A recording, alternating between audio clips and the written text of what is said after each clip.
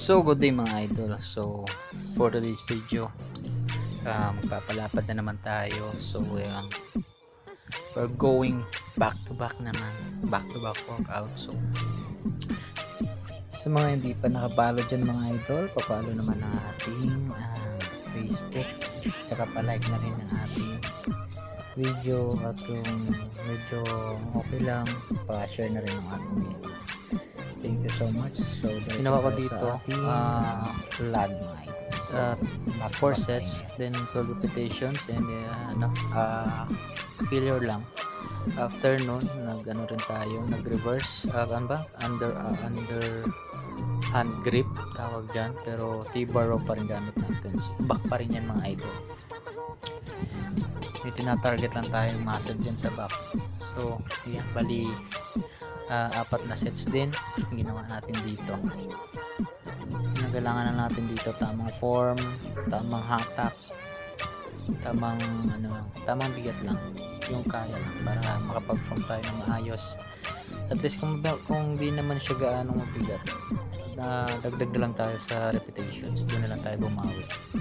Kasi nangyayari dyan, load nga tayo ng load na mabigat, hindi rin naman tayo nakakapag-form ng maayos. So ayan, after natin doon ng T-bar row, nag-pull down na tayo dito. Yan naman yun para sa ating palikpik, para sa ating back. So last sets na rin to, last set, as usual, last sets na nabibidyohan natin, yung kinukuha natin para naman short lang, hindi ganun kahaba panoorin, hindi ka may panoorin.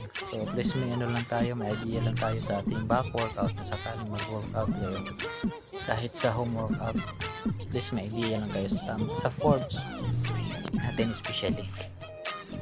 So basic lang. At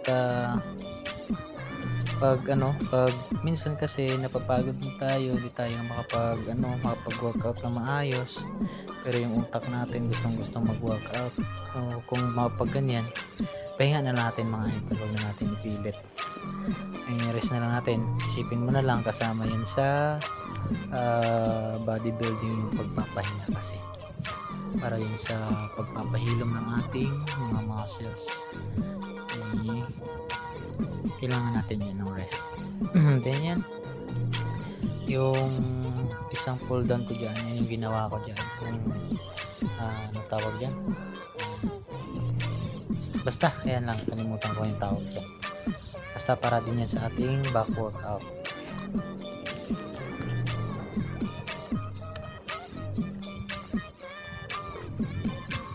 Tsaka kung hindi man natin matrack yung ating calories mga idol, nyo na lang, pagramdaman nyo na lang yung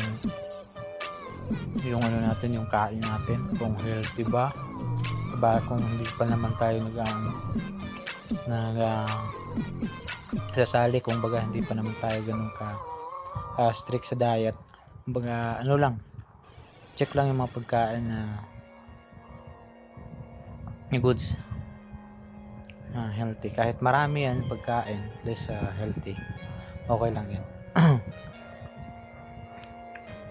Basic lang yan, kailangan lang natin dito, hindi lang naman kasi puro tayo mga idol, mga dito workout, buhat.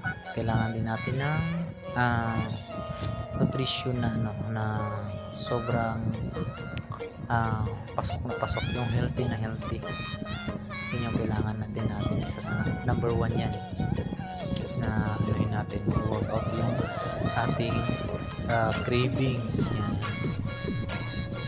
Hirap pag may cravings. So last workout natin dito mga idol,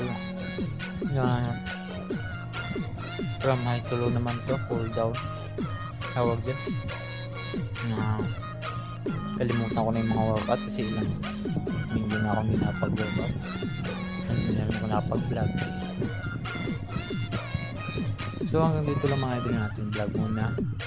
Susunod na lang, lawin na lang tayo. Thank you so much and God bless you. Bye bye.